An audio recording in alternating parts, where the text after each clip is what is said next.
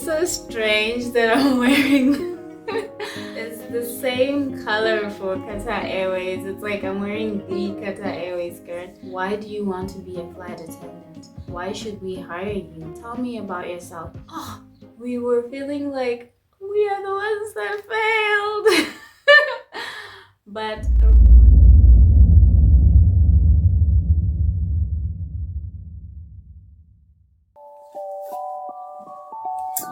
hello everybody, welcome to my YouTube channel, welcome to Genuine Me. Today I want to talk to you about something very interesting. It's something that has always been so dear to me, like so dear to the point where I made all my decisions around it, you know. I wanted to be a flight attendant at QATAR Airways. So I'm gonna tell you guys about my journey. I only tried it twice though. I think it was the year 2022 and I think it's twice in 2022, but I want to tell you guys everything about it in case you are looking into information on how to make it into the airline. I can tell you what I know so far from my experience. I didn't make it yet, but I feel like my experience can add into yours, and if you are compassionate about this career and you are trying to get into it, I feel like my information can add into yours. Like my experience can add into your experience and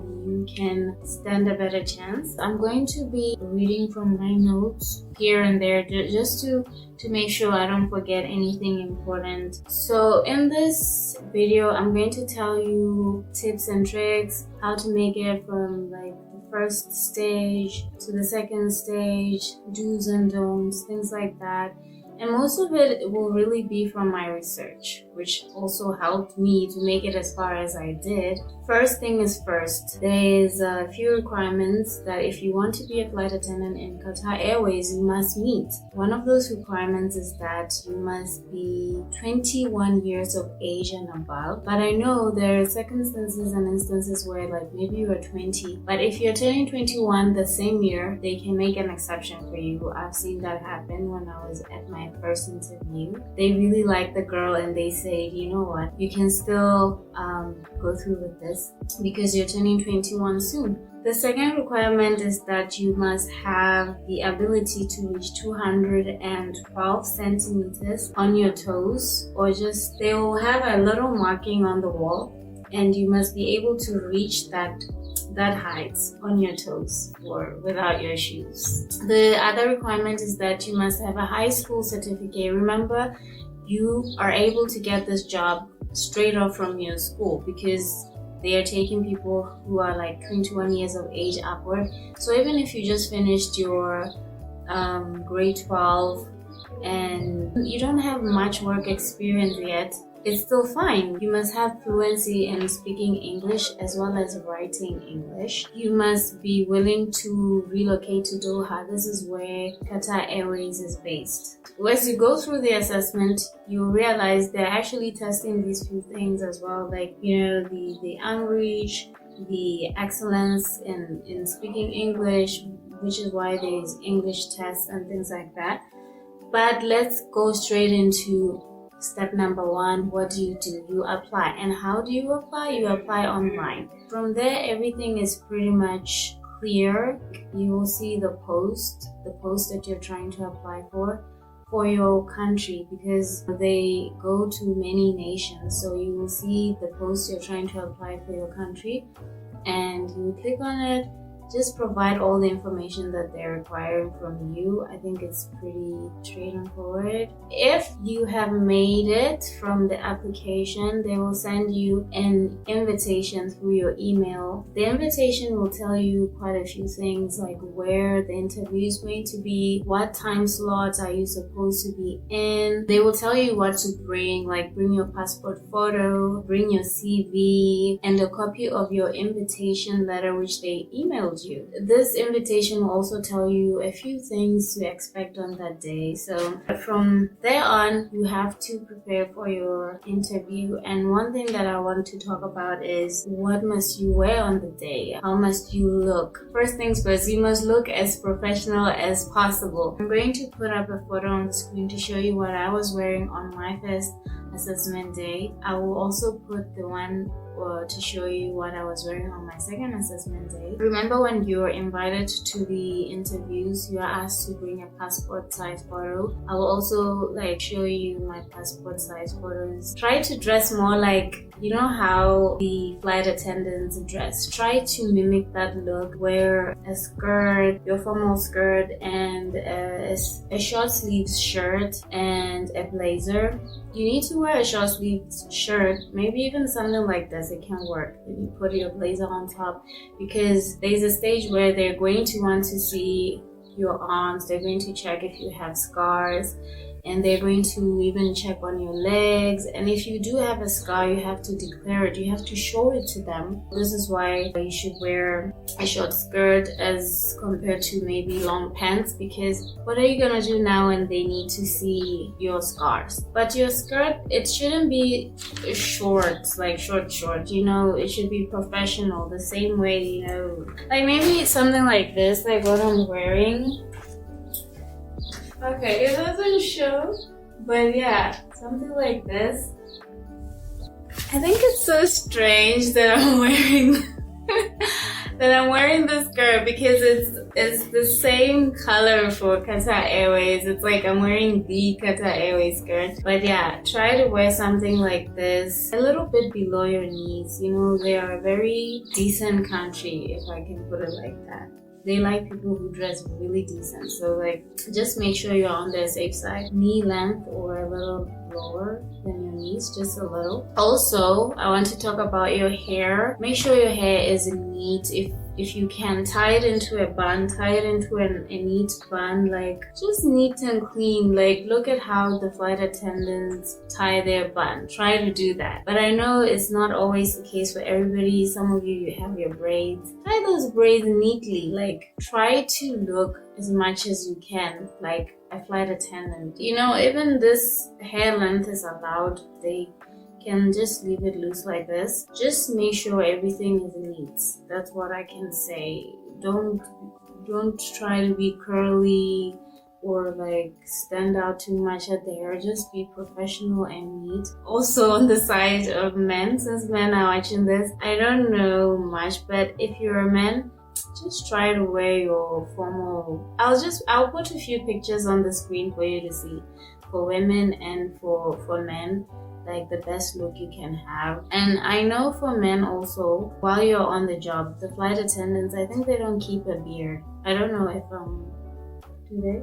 They don't keep a beard. So if you're a man and you can, shave your beard, make your face as clean and as neat as possible as well as a man, just try to look like a flight attendant. The flight attendant men in Qatar Airways, guys, I really feel like if you try to mimic the look as much as you can, it will work out for you, because they want to see if you can be a flight attendant, if you can look like what they want you to look like. So help them to envision it. Help them see a flight attendant in you when they look at you. One other thing I want to talk about, your conduct is very important. Just always act like someone is watching you.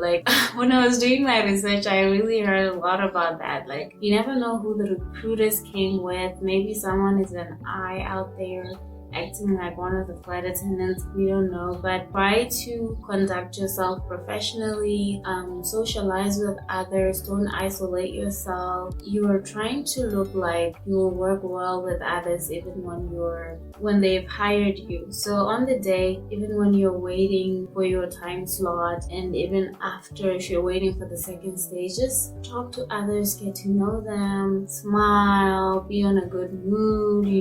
After all, when you get hired, you're going to work with a lot of people. You'll be a team and you should be able to relate well. So try to relate with everybody around you. Don't isolate yourself. Even when you're sitting down, sit professionally. You know how flight attendants, they should sit in a decent manner. Be aware of yourself and be aware. The moment you get into that interview, just take everything as an interview. That's pretty much what I can say. Take everything as an interview. So this is how my assessment day went.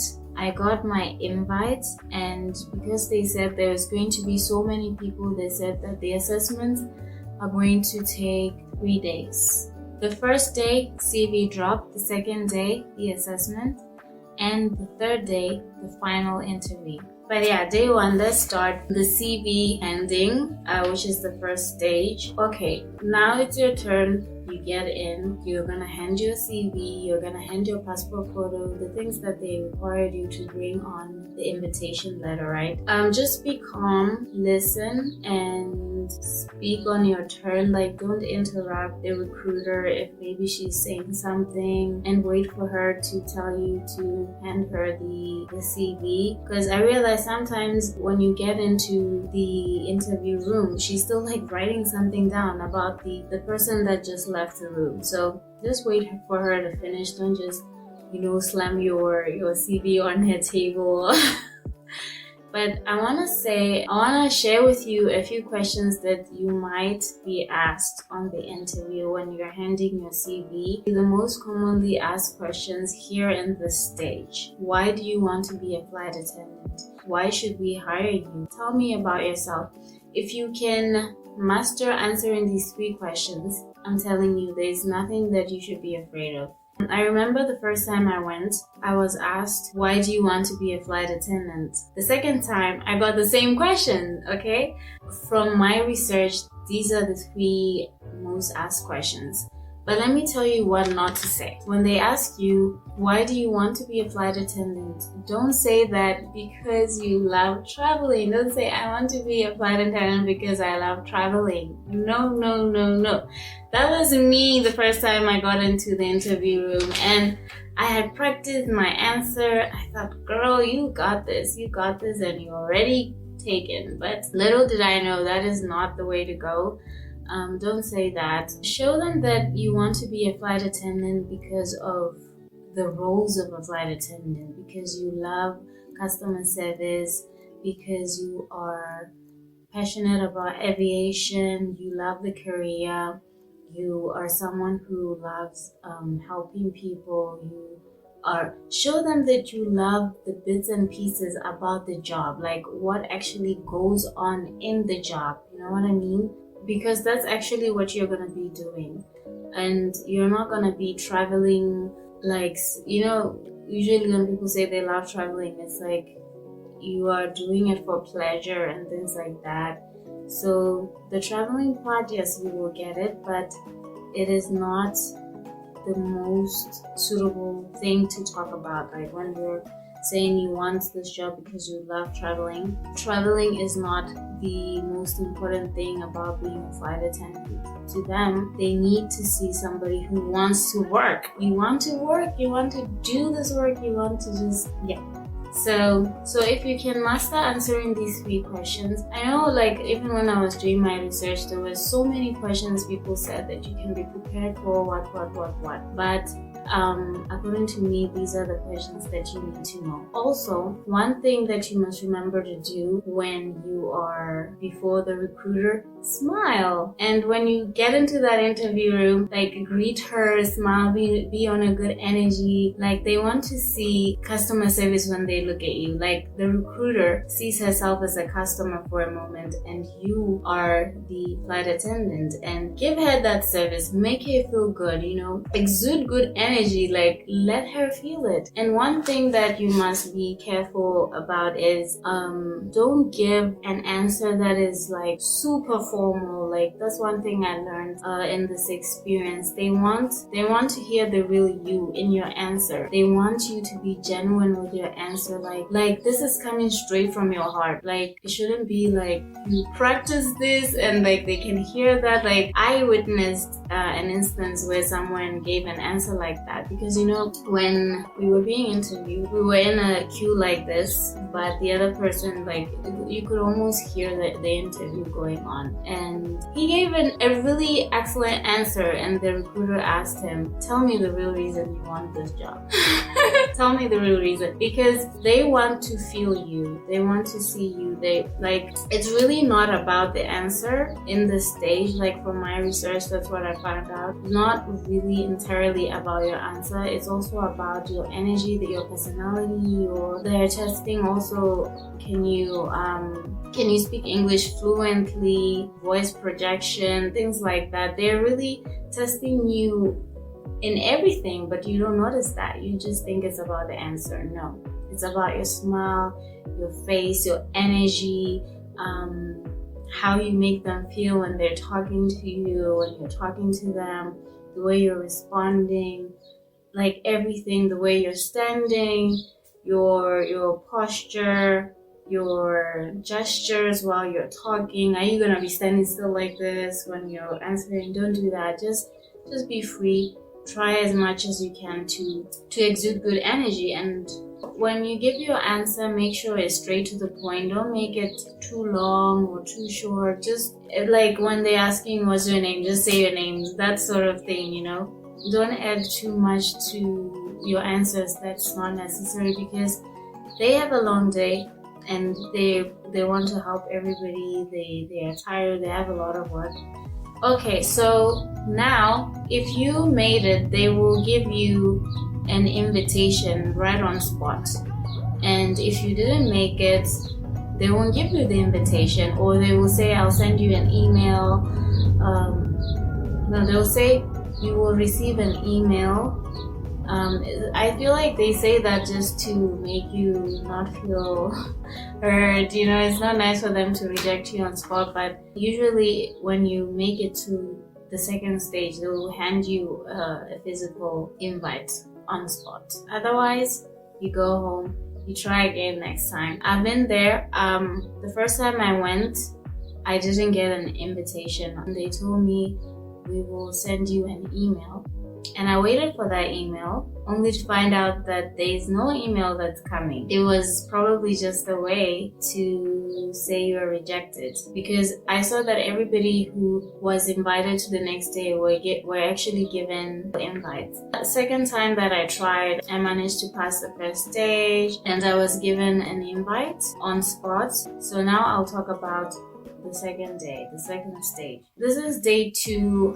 The energy is great, we're socializing and everything. Yo, it was so nice. We were given numbers and then we registered ourselves with those ID numbers. It was just a way to say, you know, if they call number 40, you know that they're referring to you. I was given number 40, I never forget that. We went on to write the English test. It's a 30 minutes test and it's more of an English comprehension test. There was a short story there, and after that there was multiple choice questions, and then there were other questions that were, I think everything was multiple choice. That is it. So after we finished the English test, the recruiters left and they came back in an hour or so. And when they came back, they called people out, and when they call your ID number, like 41, all these people, they were asked to stand up. The recruiter said, everybody that I just called out, come with me. There's 2 recruiters, so they went out with this one recruiter. Oh, we were feeling like we are the ones that failed. But right when they left, the recruiter that was left with us told us, so you guys, you're the ones that made it. So if you're here in this room right now, it means that you passed your English test. So that is what happened. So now from there on, we went to do the scar check. There we were on the queue again to show our scars. Let me tell you my experience. So I got into the room. They told me to take off my shoes and do the arm reach. They wanted to see if I can reach 212 centimeters. I reached it, and then they asked me a question. They said, what do you do on your free time? what do you usually do on your free time? I think I said that on my free time, I enjoy watching YouTube videos and doing my makeup and yeah, things like that. And I clean during that time as well. I think I said things like that. I'm not quite sure. So now it was time to show them my scar, and they asked me if I have any scars that I want to declare. I was aware of one scar on my body, yes, that, you know, people don't usually notice the scar. Even me, myself, I never see it. But, I don't know if you will be able to see it. There's this one right here on my hand. Okay, so this is my scar, and I just quickly showed them the scar, and they said, like, the recruiter turned around and asked the other recruiter, "It's 2 centimeters, isn't it?" And she said yes. Then she wrote down that my scar is 2 centimeters. Can you believe it? I didn't even know that my scar is 2 centimeters. And one other thing I forgot to say, before they even do the scar test, before they ask you to show you the scar, they want to see your nails. So they said, put your hands on the table. I just put my hands on the table and I show them my nails, and then that's when I show them the scar. After that, we went back to the hall and we were waiting for the results. They called out names of people again. This time they said, if we call your name, you've made it to the next stage. They called and called and called up to the end, and they didn't call my ID number. So this was it for me. I made it all the way to the scar check. So I've always told myself I didn't make it because of the scar, because I don't see any other reason. I don't see it. I don't. But I will tell you what I know from my research about the next stages, what goes on in the next stages. So from here, the remaining people who made it to the next stage, they are gathered into groups. Depending how many they are, there will be maybe groups of 4, groups of 5, and then they'll be given activities, questions to say, this is the problem, how would you solve it as a group, how would you solve this? Like, then they will discuss and they'll present their answer to the recruiters.